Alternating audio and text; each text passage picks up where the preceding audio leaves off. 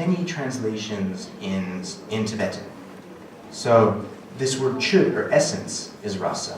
They use the word ro, or taste. It also is rasa. Also, rasa is like a juice of a substance. It's also, which is similar to taste, it's the mood. Like when we had the beautiful musical performance yesterday, the emotion that's carried in that is the taste of it. That's, also in Sanskrit, it's called rasa shastra, like the science of conveying emotion, right? And then dhamma, the first of the 7 body constituents, as well as mulchu, the quicksilver. All of these words in Sanskrit can be used that one term rasa. So rasayana, actually is a really amazing meaning. It's the extracting the essence. But essence, you can say, is a very also big concept.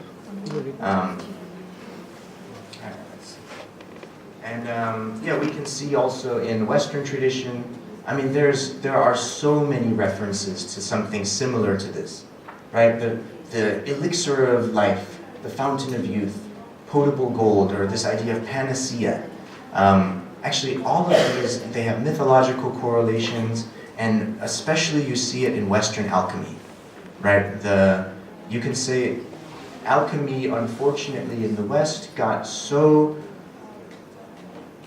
it became so much people trying to make gold. Actually, the problem many times was kings trying to sponsor alchemists to make gold. And that corrupted the science of alchemy. Right? Because actually the essence, gold is something internal. Gold is a metaphor too. I'm not saying that it's not a physical transmutation of these things, but it's, the quest for gold is the quest for the stone. It's the great work, right? It's the method of transmuting your physical base, gross 5-element body into a wisdom body, right? Just as in Vajrayana. That's the inner essence of Western alchemy also, right? So you can see in Western tradition, very strong. Taoist tradition is Taoist tradition. It's all about internal and external alchemy. Yeah. And then here's even a quote from the Bible. The water I shall give him shall become in him a well of water springing up into eternal life. Right? It's when you look for it, you see these references everywhere. And it's deeply embedded in our culture. It's deeply embedded in our language, in our religions, our stories. I was actually shocked looking from the Jataka tales, there's interesting kind of references. And there's so many places you look, you find these symbols and images, and it's a very fascinating subject. And then I'll just say briefly, because our time's about up, there's also an inner alchemy, right? So within our Vajra body, we have the white and red essence. We have the nature of the sun and the moon. And the white essence is on the crown of the head, and this has the potential to manifest as our inner dutsi, our inner nectar. And that's a principle that you find in yogic traditions of Tibet, India, and China. All of them have some similar kinds of ideas. There's a little bit different language, but the essence is quite similar. So we'll just conclude with something on the supreme form of nectar, right? The nectar as enlightenment.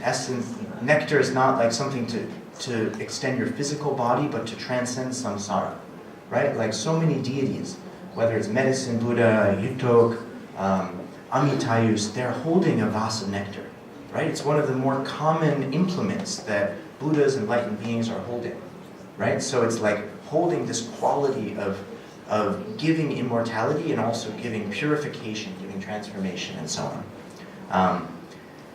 I looked in this Lalita Vatsara Sutra, which is the main Mahayana biography of Shakyamuni Buddha.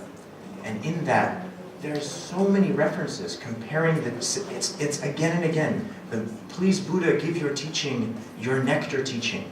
Please give your teaching of Amrita again and again and again. That's one of the most common kind of themes or adjectives for the Buddha Dharma, or the qualities of the Buddhist teaching.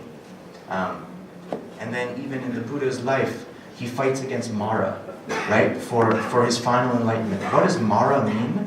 Mara comes from the same root as Mrita. Mara means death, right? the fight of the Buddha against Mara is over death, is Amrita. It's exactly the same thing. Right? So it's another thing. It's like again and again you find it in these things. And let's see, maybe this will be my last point. When the Buddha actually taught the Dharma, and so this actually is a translation from Longchen Rabjampa. In his commentary of the Guhyagarbha Tantra, he gives a story of the Buddha's life. And this is a lot from this Lalitavatsara Sutra too. The Devas are saying, oh, you've already been enlightened. Please teach the Dharma. Please turn the wheel of Dharma. It says, open the door to this nectar of truth. Then the Buddha replied, for the beings of Magadha, which is the area of Bodh Gaya, who blah blah blah want to listen to this truth, I will open this nectar. So when the Buddha first gave his first teaching, according to the Lalitavatsara, he said, okay, I will give you the Amrita. That is, so it's like core essence of Buddha's teaching also. Okay, and then, yeah, of course, there's so much more we can say. In Buddha's teaching, how we transform our negative emotions into wisdoms, right? We transform poison into nectar in so many aspects of ways to achieve the realization and so forth. Okay, so and then I think probably that's enough. You can say we can close with another metaphor of nectar. This is Vajrasattva, and the practice of Vajrasattva, as well as the practice of so many Utok practices also, is purification through the descent of nectar. We're visualizing that this nectar is flooding into us. Right? So I hope now when we're doing this medicine Buddha practice, we're doing this Utok practice, Vajrasattva practice, and we're visualizing the nectar, right, as this kind of like substance, this juice, this fluid that can transform and transmute and bless and clean us, right? We can have a little bit, deeper context of understanding.